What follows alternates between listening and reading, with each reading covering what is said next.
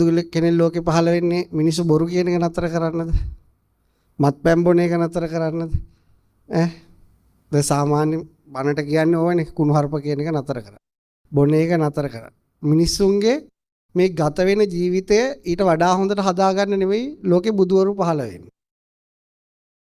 මේ ගත වෙන ජීවිතය ඊට වඩා හොඳට ගත කරගන්නේ කොහොමද කියලා කියා දෙන්න ලෝකේ ගොඩක් මිනිස්සු ඉන්නවා. පහළ වෙනවා ඒ වගේ මිනිස්සු. හැම කාලෙම එනවා. ඒගොල්ලෝ කියා දෙනවා හොඳ විවාහ ජීවිතයක් ගත කරන්නේ කොහොමද?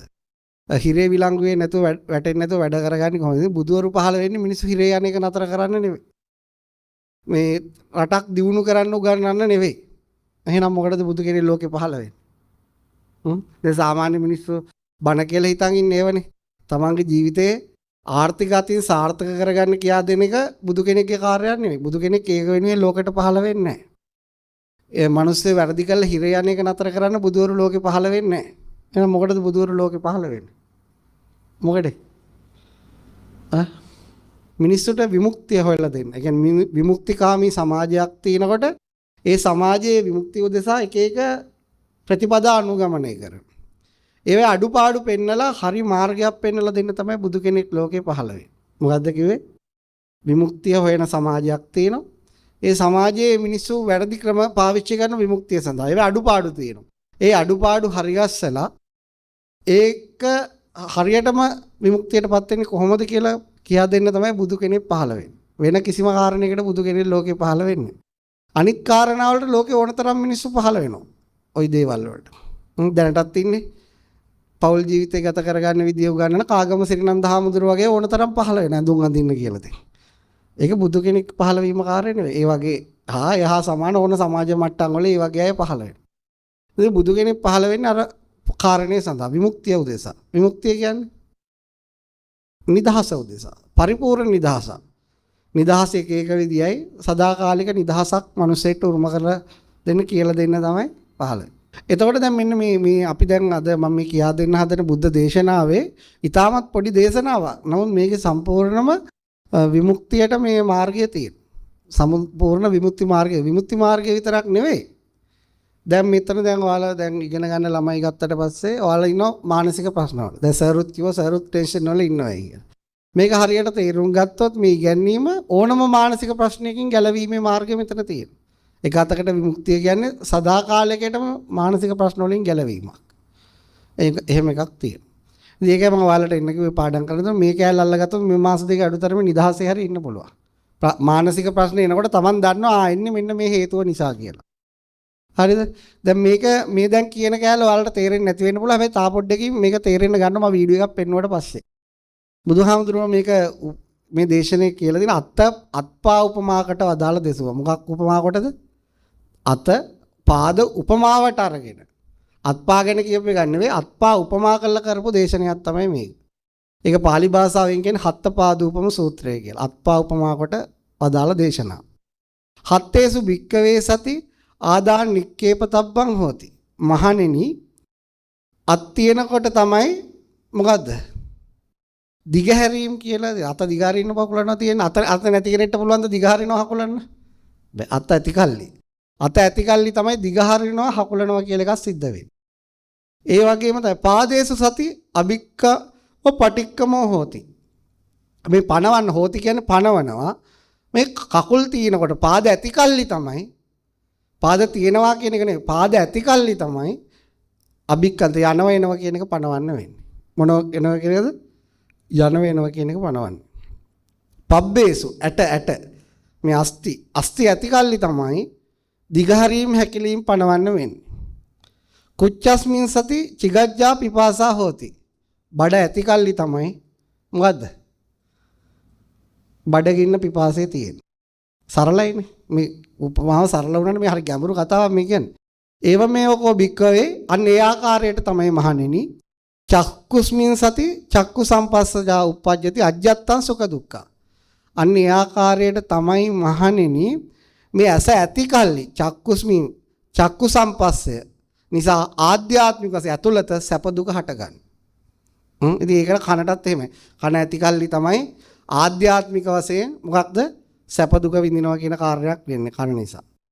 නාසය ඇති කල්ලි තමයි. මනස ඇති කල්ලි තමයි මේ මානසික ප්‍රශ්න තියෙනව නැති සතුට විඳිනවා දුක් තියෙනවා කියලා කියන්නේ. ඇතිකල්.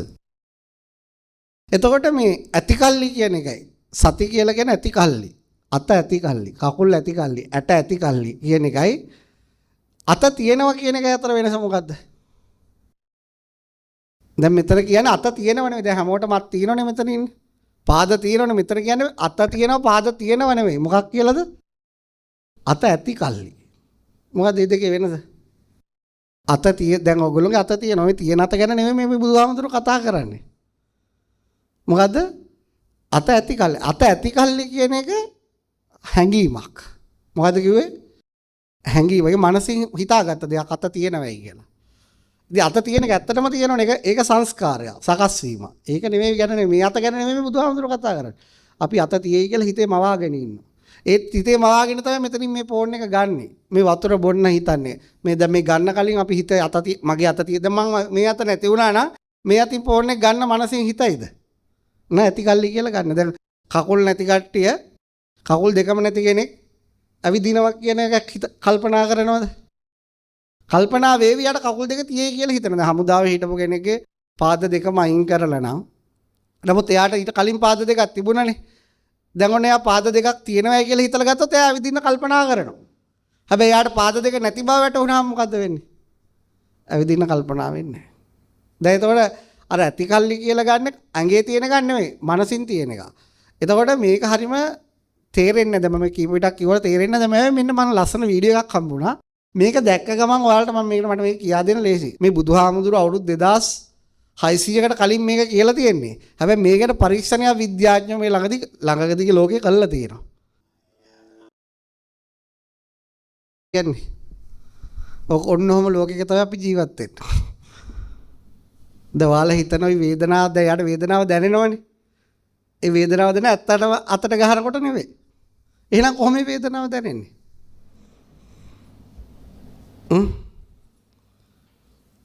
අපි දැන් ඕගොල්ලෝ මානසික ප්‍රශ්නයක් ගත්තත් ඔහොම තමයි. මානසික ප්‍රශ්නයක් ගන්න කලින් ඇතයි කියලා ඒක හිතා ගන්නවා. හිතාගෙන ඒක වටේ තමයි කල්පනා කරන්නේ. ඇත්තටම ප්‍රශ්නයක් නැහැ. හැබැයි ඕගොල්ලොන්ට ඕන මනසේ සැප නැති කරන්නේ දුක නැති කරන්නේ. දුක ආවොත් දුක නැති කරන්නේ නේවනේ. දැන් මිනිස්සු හදන්නේ දුක ආවොත් තියාගන්නද නැති කරන්නද? දැන් මනසට අසහනය ආවොත් නැති කර. මනසේ අසහනය නැති කරන්න එක වැරදි. ඒක නැති කරන්න බෑ. මනසට අසහනය එන්නේ හේතුවයි බුදුහාමුදුරුවෝ නැති කරලා පෙන්නන්නේ. හේතුව මොකද්ද? මනසක් තියෙයි කියලා ගතිපු එක. මොකද්ද හේතුව? මනසක් තියෙයි කියලා ගත් එක තමයි හේතුව. දැන් උතන හොඳට දැන් මම ඔක කියා දෙන්න කීප විටක් බලද්දි YouTube එකේ බැලුවා. ඔහොම මට මතකයි ටෙස්ට් එකක් තිබුණා. වෙලාවට ඒක හම්බුණාද? ඕක තියෙනවා දැන් ගොඩක් පරීක්ෂණ. එතකොට මේ මිනිස්සු ජීවත් වෙන්නේ ඇත්තම මානසිකත් එක නෙවෙයි. සැප විඳින්නෙත් එහෙමයි දුක් විඳින්නෙත් එහෙමයි. එතකොට බුදු කෙනෙක් ලෝකේ පහළ වෙන්නේ මිනිස්සුගේ සැප දුක නැති කරන්න කියලා දෙන්න නෙවෙයි. දැන් මේක 2600කට කලින් මම හිතන්නේ මේ සූත්‍රේ ගොඩක් අය දැකලත් නැහැ තියෙනවද කියලා. මොකද ගත්තට උඩින් මේක දැන් මේ පරිවර්තනය කරලා තියෙන්නේ වෙනස් විදියකට. අය කියන්නේ ඒ දේ නෙවෙයි බුදුරජාණන් වහන්සේ. බුදුරජාණන් වහන්සේ පෙන්වන්නේ මේක මේ ඒ වගේ තමයි. උඹ හිත ඇහැට යමක් පේනවයි කියලා ගත්තාම ඇහක් ඇතිකල්ලි කියලා ගත්තාම තමයි මොකද එතනින් පස්සේ ප්‍රශ්න ටික ඔක්කොම හදාගන්නේ. අධිකරණ අරව මේ ඔක්කොම ටික හදාගන්නේ. එහෙම නැතුව හදාන්න බෑ මිනිස්සෙට. එහෙම තමයි මිනිස්සු මානසික ප්‍රශ්න හදාගෙන ඉන්නේ කියලා. ඒතර ප්‍රශ්නේ නැති කරන එක නෙවෙයි කරන්න තියෙන්නේ. මොකද්ද? අර ඇතිකල්ලි කියලා ගත්ත හැටි දැක්කන. මොකක් කියලා ගත්තනන්ද? දැන් අරයා දැක්කේ ඇත්ත අත දැක්කනකොටම එයාගේ වේදනාව ඉවරයි. වේදනාව මොකක් වෙනවද? ඉවරයි. ඒක දැක්කේ නැත්නම් තාමත් විඳවන්න පුළුවන්. දැන් මිනිස්සු දැන් ওই ගොඩක් අයට ලෙඩ කොන්දේ ලෙඩ අර මෙහි ලෙඩ එනවනේ. ඒ ලෙඩාවම මම මේ ළඟ ඉන්න අය කියන හොඳටම පේනවා මේ. ඒ කියන්නේ ලෙඩෙත් වේදනාවක් තියෙනවා. ඒ වේදනාවට වඩා මනසේ මවාගෙන කන විදිය හොඳට තේරෙනවා. එයාට කිව්වට තේරෙන්නේ නැහැ. ඒ නිසා හොඳට මවා ගන්නවා. අරක වෙන්නේ නැහැ මේක වෙන්නේ නැහැ මේක වෙන්නේ නැහැ කියලා විඳවනවා. ඉතින් මට කියලා දෙන්න කිව්වට තේරුම් ගන්න මට ඊට පස්සේ කියන්නේ තමුසෙට තේරෙන්නේ. තමුසෙට නෙවෙයිනේ වේදනාව තියෙන්නේ. කාටේ තියෙන්නේ? අපිටනේ තියෙන්නේ කියලා. ඒ වුණාට ඇත්ත කතාව අරකයි. මනසේ හිම දෙයක තියෙන්නේ. දැන් අපිට තරහ ගියා දැන් බුදු කෙනෙක් ලෝකෙ උපදින්නේ රාගය නැති කරන්න. දැන් මිනිස්සු හිතනවා රාගය නැති කරන්න, දේශය නැති කරන්න බුදවරු බණ කියනවා කියලා. බුදවරු රාග දේශ නැති කරන්න බණ කියන්නේ නැහැ. බුදවරු බණ කියන්නේ රාග දේශ ඇති වෙන්න තියෙන හේතුවක් තියෙනවා. ඒ හේතුව තමයි මෝඩකමින් ගන්න අර හැංගීම. දැන් අර කෙනාට අතට අනිනකොට වේදනාවක් දැනෙනවා. කවුරුහරි මේ වේදනාව නැති වෙන්න මොනවා හරි ඉගෙනුවොත් ඒක හරියද? දැන් යාගේ වේදනාව නැති වෙන්න මොනවා හරි කරොත් හරියද ඒක? ඇයි ඇත්තටම අතට අනින්නේ නැහැ. එහෙනම් එයාට ඒ වේදනාව දැනෙන්නේ. ඇයි සීතල උණුසුම දැනෙන්නේ? ඇයි පුච්චන එක දැනෙන්නේ? ඇත ඇති කල්ලික. දැන් අර ඇත්තටම අතට අනිනෝනේ. ඒක අච්චර යනලත් දැනෙන්නේ නැහැ. අච්චර යනලත් මොකක් වෙනවද? දැනෙන්නේ නැහැ. ඇයි මෙන්න මෙහිම මානසික ලෝකික තමයි මිනිස්සු අතරමං වෙලා ඉන්නේ. ඔකට බුදුහාමුදුරු කියන වචනේ තමයි මොකද්ද? අවිද්‍යාව. මොකද්ද? ඇතිකල්ලි කියන්නේ හැඟීමක්. ඒ හැඟීම ගත්තට පස්සේ ඒක ඇත්තටම පවතින එක නෙවෙයි. ඇත්තටම පවතින එකක් තියෙයි කියලා හිතාගෙන ඉන්න එක මොකද්ද කියන්නේ?